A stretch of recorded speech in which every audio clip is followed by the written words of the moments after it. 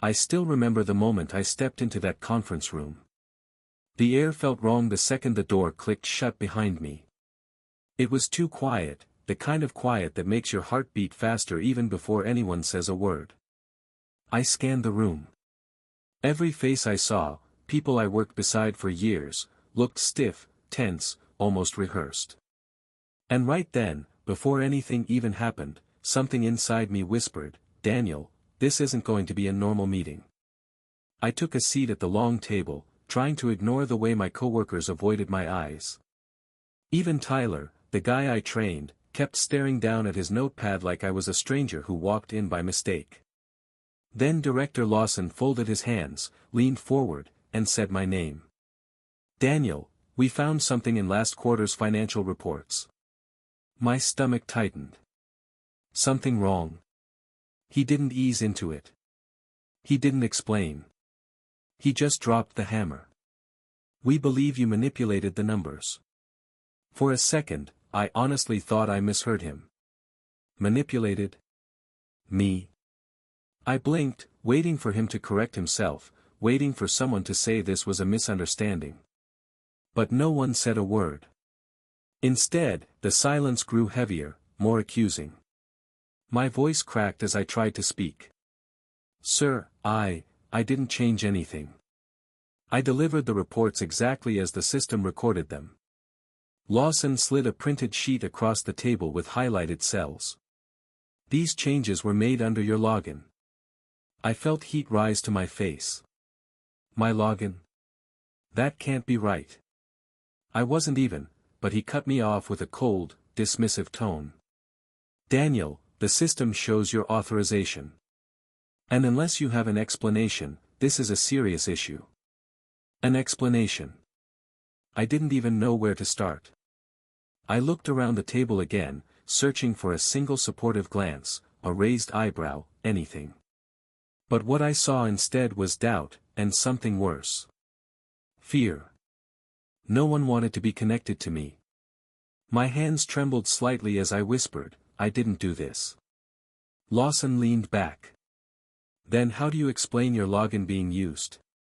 That question echoed in my head like a punch. How do you explain something you didn't do? That's when a small detail surfaced in my mind, something so quick, so faint, I almost missed it. About a week earlier, Tyler had asked me to help him access a folder. My computer froze, so I typed in my credentials on his system to check the settings. At the time, it felt harmless. I didn't think twice. It was just helping a coworker, like I always did. Now, staring at the highlighted numbers and Lawson's stone-cold expression, that memory hit me with a burst of dread. Someone could have used my login. Someone, or specifically someone. But I couldn't say that. Not yet. Not without proof. "Sir," I whispered, trying to stay calm, "I think the system might have been accessed from somewhere else." "Maybe," Lawson raised a hand. "Daniel, let's not make excuses." Excuses. That word stung more than the accusation. I wasn't making excuses. I was trying to breathe. Trying to make sense of why my world was suddenly falling apart. The meeting ended with HR saying they would review the situation, which was just a polite way of saying, "We think you did it." As everyone filed out, Tyler finally glanced at me. Not with confusion. Not with sympathy. But with something that looked a lot like guilt, or fear of being found out. And that was the moment I realized, this wasn't a random mistake. Someone had used my name. Someone had set this up. And they expected me to stay quiet. They expected me to break. They expected me to take the blame. They had no idea who they were dealing with. Before everything collapsed, my life at the Dallas office was stable. Predictable in a comforting way. I wasn't the kind of guy who made speeches or took credit for things. I stayed in my lane, did my work, and tried to make life easier for everyone around me. In a strange way, that routine made the betrayal hit even harder. Every morning, I arrived early, usually before most of the team. I liked the quiet. The empty hallways, the hum of the lights, the feeling that I had a head start on the day. I'd brew a small pot of coffee, prepare my spreadsheets, and take a few minutes just to breathe before everyone else rushed in. People often joked that I was the calm one. The guy who didn't panic. The guy who always had things under control. Maybe that's why they thought I wouldn't fight back. At the office, I handled financial reports for 3 departments. It wasn't glamorous work, but I took pride in being accurate. I kept everything clean, no shortcuts, no carelessness. Over the years, people started coming to me for help whenever something didn't add up. One of those people was Tyler. Tyler had joined the team about a year before everything went wrong. Fresh out of school, full of energy, always cracking jokes to cover how insecure he really was. I noticed early on that he struggled with details. Numbers weren't the problem. Pressure was. He rushed everything, trying to impress everyone at once. When he made mistakes, I corrected them quietly. I didn't embarrass him. I didn't report every slip. That wasn't my style. And because of that, he started calling me his office mentor. If only I knew then how that word would twist inside me later. Lawson, on the other hand, was nothing like Tyler. Where Tyler was nervous and overeager, Lawson was calculated. He had this polished confidence, the kind of smile that made you feel like you were being evaluated even when he was complimenting you. He played the politics game very well. Too well. People liked Lawson because he always seemed in control. But behind that smooth tone and tidy appearance, there was something else, something sharp. He pushed responsibility downward and pulled credit upward. And no matter the situation, he came out clean. I didn't respect it, but I stayed out of it. I wasn't trying to climb the ladder. I just wanted to do my job. But looking back now, subtle warning signs were there long before the accusation. One month, I found a set of numbers from Tyler that didn't match the original invoices. It wasn't a huge difference, but enough for me to notice. I brought it up to him gently. Hey, these totals don't line up. Maybe you pulled the wrong figures. He laughed it off. Ah man, my bad. I'll fix it. Thanks, Daniel. It sounded harmless. So I let it go. A few weeks later, it happened again. I pointed it out again. And once more, he brushed it away like it was nothing. But the third time, I felt a tiny spark of unease. Not fear. Just confusion. Why did his errors keep pointing in the same direction? Why were they always changes that made the budgets look cleaner than they really were? Still, I didn't push. I didn't want to seem distrustful. And honestly, I liked being the person people came to for help. But in trying to keep the peace, I ignored the truth right in front of me. Someone was getting careless, or someone was getting bold. Either way, those small mismatched numbers were seeds of something much bigger. Something waiting patiently in the dark. And even though I didn't realize it then, those little mistakes were clues. Clues that would later reveal just how deep the betrayal ran. Back then, though, I believed we were all on the same side. I believed people were honest. I believed loyalty meant something. I had no idea that the people I trusted, the people I helped, would soon be the same people who tried to break me. I knew things were bad after the accusation, but I didn't know how fast everything would fall apart. The very next morning, I tried logging into my computer. My password, one I used every day for years, didn't work. I tried again. Locked out. A cold message flashed across the screen, access restricted. Contact administrator. In that moment, I felt something inside me tighten.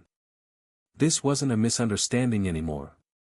Someone wanted me shut out. When I reached out to IT, they didn't even look up from their screens. Sorry, Daniel. HR placed a hold on your account. We can't lift it without approval. Hold. That word hit harder than I expected. HR didn't wait for answers. They didn't wait for explanations. They decided I was a risk before I even had a chance to defend myself. Later that afternoon, HR called me in for a review meeting. The tone was polite, but I could feel the distance.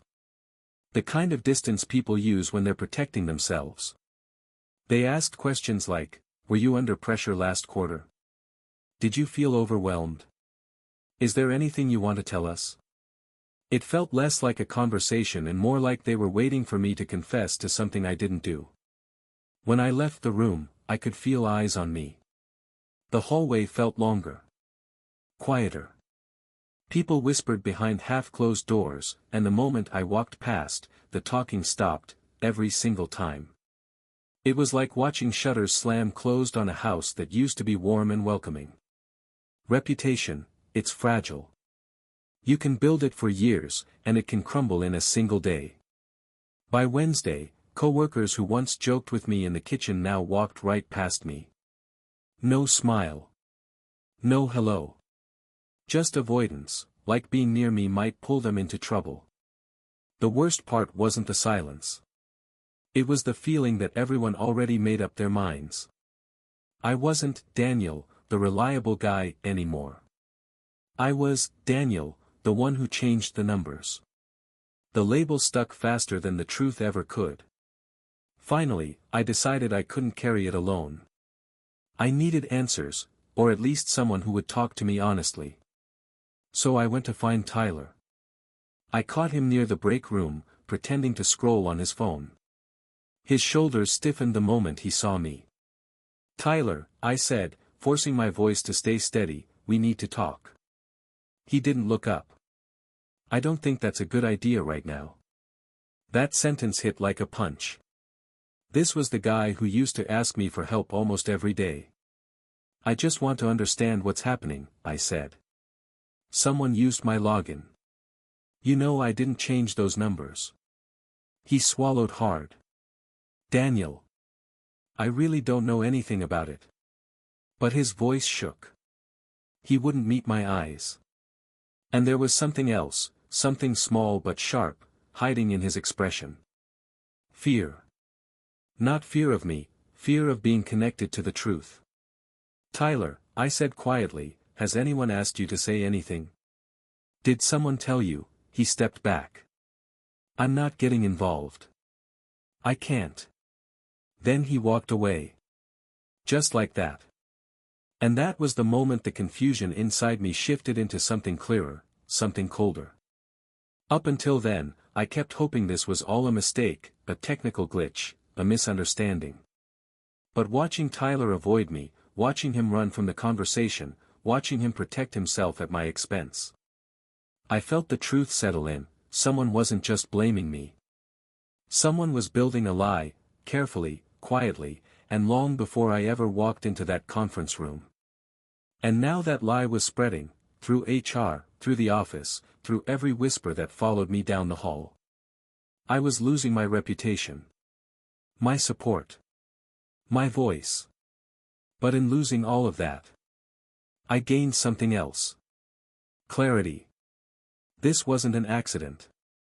Someone wanted me out. And they thought I would break before figuring out who. They were about to learn how wrong they were. For days, I barely slept.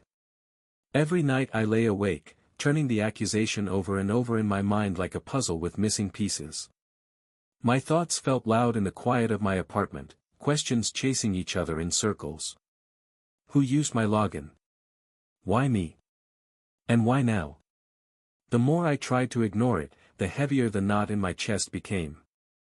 I knew there was something I wasn't seeing, something hidden just beneath the surface. One night, long past midnight, I sat at my kitchen table staring at a blank notepad. The apartment felt too still, too small, like the walls were leaning in around me. My coffee had gone cold. My eyes burned. That's when a random memory snapped into place, so sharp, so sudden it made me sit up. IT had installed a new system about 3 months earlier. A system that tracked every login, every file access, every device used, down to the exact second. Most people didn't care about it. But I remembered. Because when it launched, Renee from IT joked that nothing gets lost anymore, everything leaves footprints. Footprints. If someone used my login, the system would know. That thought hit me like a bolt of hope cutting through the fog. The next morning, I walked straight to the IT office. My heart was racing. My hands felt warm and cold at the same time. If my suspicion was wrong, I'd look desperate. But if I was right. I found Renee typing at her desk, headphones half on. When she saw me, she paused. "Daniel? You okay? You look stressed." I let out a humorless laugh. That's one word for it. I told her what happened, every detail, every impossible login, every unanswered question. As she listened, her face shifted from sympathy, to concern, to something sharper. "Do you want me to check the access logs?" she asked quietly. "Please," I said. "I need to know." She nodded and turned to her screen. The room hummed with soft equipment noise as she typed. My pulse pounded with every passing second. After a minute, she frowned. "Daniel, when did you last work on that report?" "Not after 7 p.m., I said. "I went home early that night." She clicked again, her eyes narrowing. "Well, according to this, your login was used at 2:43 a.m. My breath caught. That's impossible. I was asleep. I wasn't even near the office. "That's what I thought," she said. "And here's the strange part," she pulled up another column and turned the screen so I could see. "The file was accessed from a workstation that isn't yours." I leaned closer, and when the device ID appeared, my entire body went still. It belonged to Tyler's computer. For a moment, the room felt silent in a way that didn't match reality. I couldn't hear the clicking keyboards outside. I couldn't hear my own breathing. All I could see was that line on the screen. Tyler. His late-night work sessions. His nervous behavior. His refusal to talk. Everything suddenly clicked together. But Renee wasn't done. "Daniel, there's another thing," she said gently. "Tyler didn't have permission to access your folders. Not unless someone approved it." She opened a new window, and my stomach dropped again. The approval came from Director Lawson. 2 days before the file was altered. My hands went numb. This wasn't a mistake. This wasn't confusion. This wasn't an accident that spiraled out of control. It was deliberate. Planned. Structured. A setup. A clean trail designed to lead to one person, me. Renee's voice softened. "Daniel, you've been framed." Hearing the words out loud didn't make it easier. It made it real. All the whispers. All the cold stares. All the pressure from HR. All the things I thought were bad luck. They weren't random. They were the result of someone else's plan, someone counting on me to stay quiet, stay confused, stay broken. But what they didn't count on, was that the truth leaves footprints. And now I had found them. The moment I stepped out of the IT office with the truth still echoing in my mind, something inside me shifted. The fear that had been squeezing my chest for days, loosened. Not because things were better, but because for the first time, I wasn't lost. I had direction. And direction is powerful. I went home early that day. Not to rest wasn't coming anytime soon, but to start building the one thing I still had control over, evidence. I spread everything out on my kitchen table, my laptop, printed reports, old emails, my calendar, and a pad of yellow sticky notes. It looked messy at first, like a storm had torn through my paperwork. But slowly, patterns started to emerge. I began with the access logs Renee printed for me. At the top was the entry that changed everything, 2:43 a.m., Daniel's login, Tyler's workstation. Next, I checked my badge history. My card never scanned into the building that night. My VPN was inactive. I had an email draft timestamped at 7:12 p.m. when I logged off and left. Simple things, everyday things, but together, they formed a timeline. Then I moved on to Tyler. I searched through old emails and found something strange, a habit I overlooked before. Tyler often sent updated numbers late at night, long after most people went home. Sometimes he emailed Lawson directly. Sometimes he sent incomplete data and said he would fill the rest later. Back then, I thought it was just bad work habits. But now, it was a trail. A trail of late-night sessions, access requests, and subtle adjustments that always seemed to make the department's overspending look less severe. Exactly the kind of adjustments a manager like Lawson would want hidden. Exactly the kind of adjustments that would ruin me if pinned on my login. I sat back in my chair, the realization settling in like cold weight. Tyler wasn't acting alone. He was the hands. Lawson was the approval. Together, they built a perfect trap, one they thought I'd never escape. But they forgot something important: systems remember. Footprints remain. And I had them printed right in front of me. I spent hours organizing everything into a clean, chronological packet. Each page labeled. Each connection highlighted. I wasn't rushing. I wasn't panicking. I was calm, calmer than I had felt since the accusation. It's strange how clarity does that. One minute you're drowning, and the next, you realize you've been standing in water that wasn't as deep as you thought. When the packet was finished, I held it in my hands for a long moment. It felt heavier than paper should, heavy with truth, heavy with the power to expose everything that was done to me. But justice isn't only about evidence. It's about timing. I knew I couldn't confront Lawson or Tyler directly. They were too practiced, too diplomatic, too quick to twist anything I said. If I showed my hand too early, they would cover their tracks or spin the story before I could stop them. No. I needed the right moment. The right audience. The right room.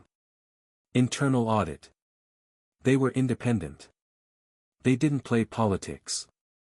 And most important, they understood the systems better than anyone. As I tucked each sheet into a clean folder, the fear that once controlled me faded into something steadier: determination. Not anger. Not revenge for the sake of hurting them. But a quiet, focused desire to clear my name and expose the truth.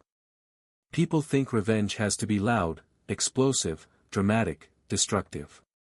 But sometimes the strongest revenge is simple clarity delivered at the perfect moment. As I closed the folder, I whispered to myself, they wanted me silent, but they're about to hear everything. And for the first time in weeks, I felt the smallest spark of hope. Justice wasn't a distant dream anymore. It was a plan, and it was finally in motion. I walked into the conference room that morning with the evidence folder tucked under my arm. My pulse was steady, surprisingly steady, considering everything that was about to unfold. This was it. The moment everything would come to light. Internal Audit had called it a mandatory review meeting. Everyone involved was required to attend. When I stepped inside, the room felt tense, thick with unspoken worry. People sat stiff in their chairs, glancing up only for a second before looking away. At the far side of the table sat Lawson, perfectly composed, like a man who believed he'd already won. Beside him was Tyler, tapping his foot, trying to look calm but failing miserably. HR was there. Finance was there. Renee from IT sat near the screen with her laptop.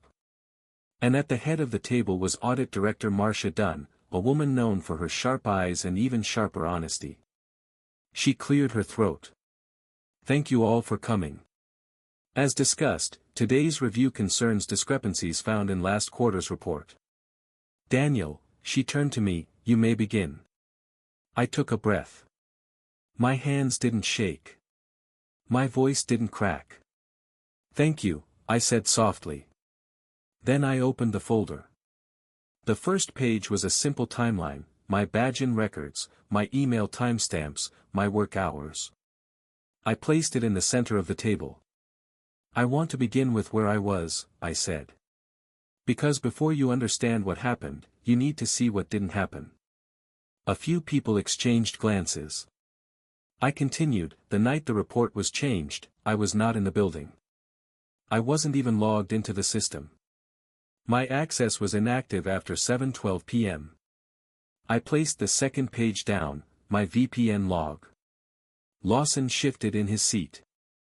Next, I showed the file access log from IT.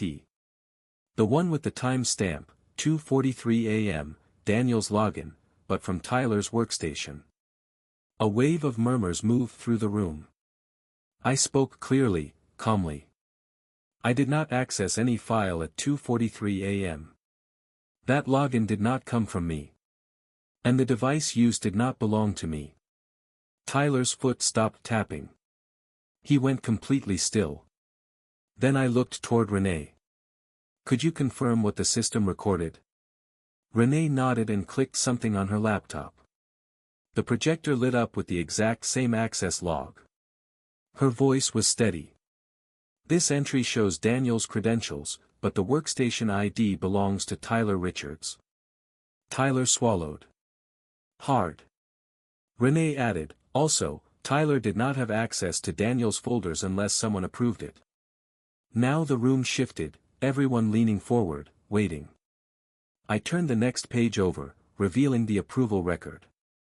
It was authorized, I said quietly, by Director Lawson. A sharp inhale passed around the table. Lawson's jaw tightened. Director Dunn raised an eyebrow. Mr. Lawson, would you like to explain this? Lawson opened his mouth, but nothing came out. His polished confidence cracked for the first time. And in that split second, I saw fear in his eyes. I continued laying out the rest of the evidence, Tyler's late-night email patterns, the changed figures that matched his edits, Lawson's unusual permissions, the trail they thought was invisible. Piece by piece, the lies unwrapped themselves. When I finished, the room was silent. Director Dunn finally spoke. Thank you, Daniel. Your documentation is clear and consistent.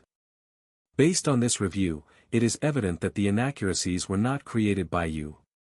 Tyler stared at the table, his face pale. Dunn continued, her voice firmer now. We are proceeding with disciplinary action for both Mr. Lawson and Mr. Richards for misuse of system access, falsification of records, and improper conduct. Lawson leaned back like the air had been punched out of him. Tyler looked like he might faint. And for the first time in weeks, I could breathe. The truth, quiet, patient, undeniable, had finally spoken for me. The meeting ended with chairs scraping back and whispers filling the hallway. But none of it mattered. Because the moment I stepped outside that room, I felt something I hadn't felt since the nightmare began, relief. Real, honest relief. They had blamed me first. But the truth exposed them all. The morning after the audit felt strangely quiet. Almost too quiet. For weeks, every step I took inside that building felt heavy, like I was carrying a weight no one else could see. But now, for the first time, people weren't avoiding me. They weren't whispering. They weren't staring. They were, uncertain. Unsure of what to say. Unsure of what I knew. Unsure of where I stood after everything was exposed. I walked into HR that day because they asked for a meeting. But the second I sat down, I could tell the energy was different. The usual stiff posture, the careful polite nods, they weren't there. Instead, the HR manager looked genuinely uncomfortable. Daniel, she began softly, we owe you an apology. A very sincere one. Her hands were folded, and her voice trembled just slightly. We acted too quickly. We trusted the wrong information. And we placed you under review without giving you the chance you deserved. I nodded but stayed quiet. Sometimes silence says more than words. She continued, we want you to stay. You're a valued member of our team, and we hope you'll consider rebuilding trust with us. Rebuilding trust. That phrase lingered in the air like dust caught in sunlight. I looked at her, then at the office door behind her. The same door I walked through countless times, believing I was part of something honest.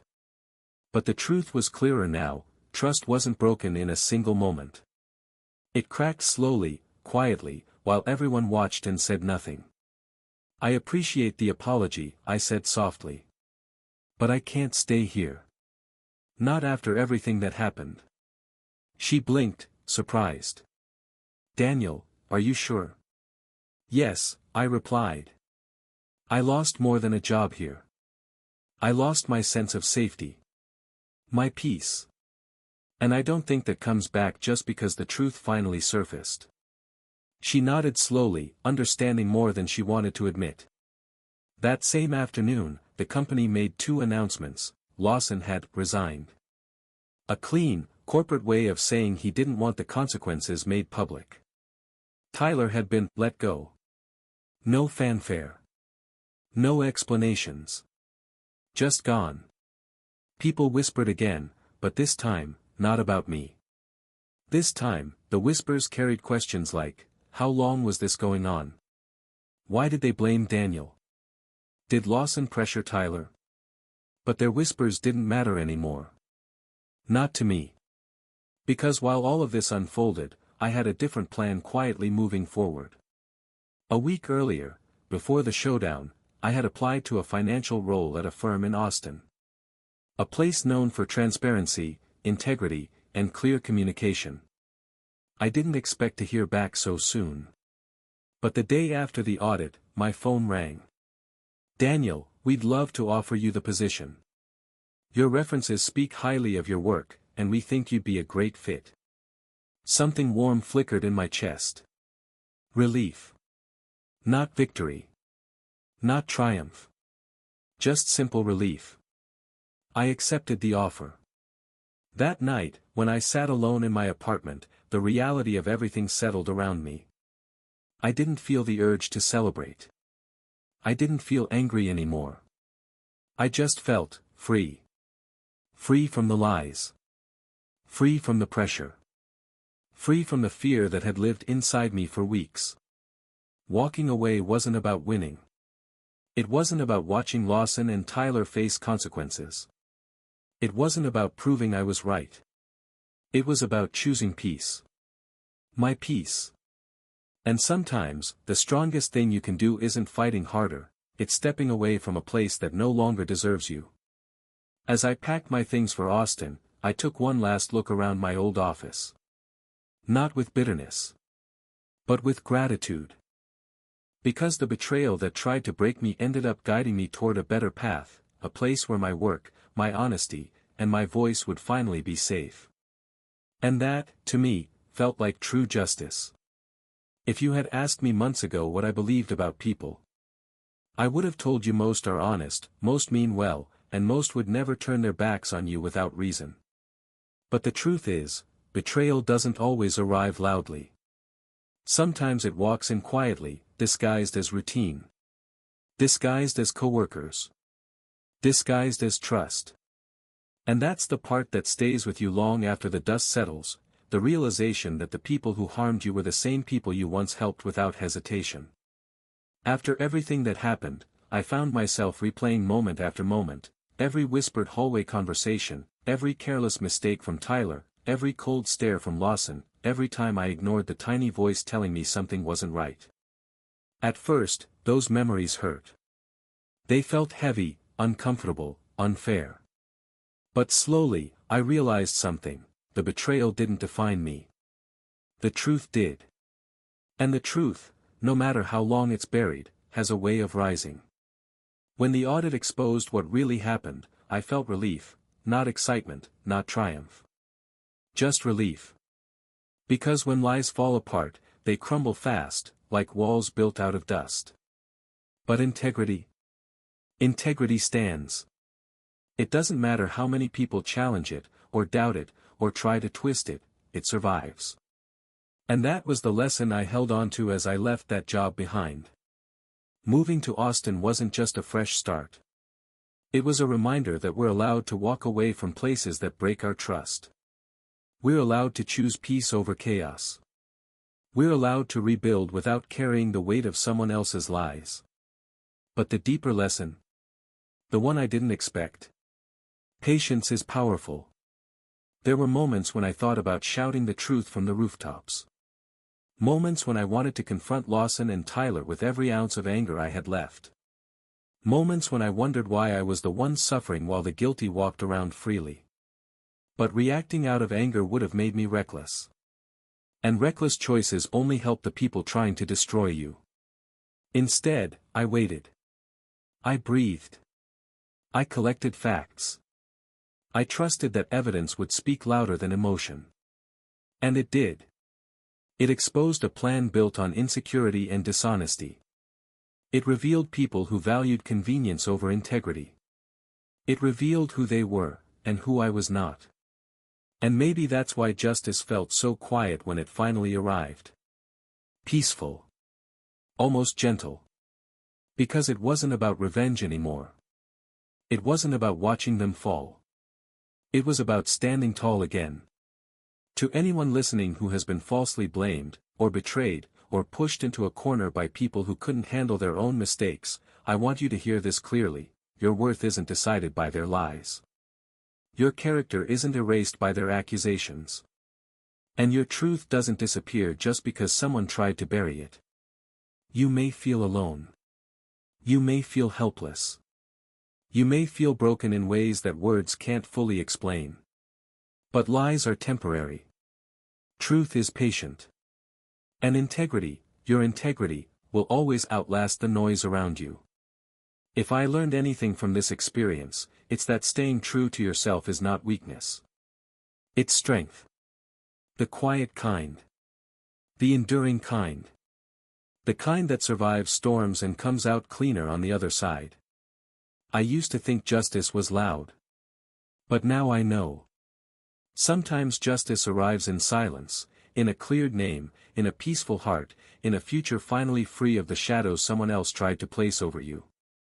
And if you hold on long enough, if you stay steady, stay patient, stay honest, the truth will rise.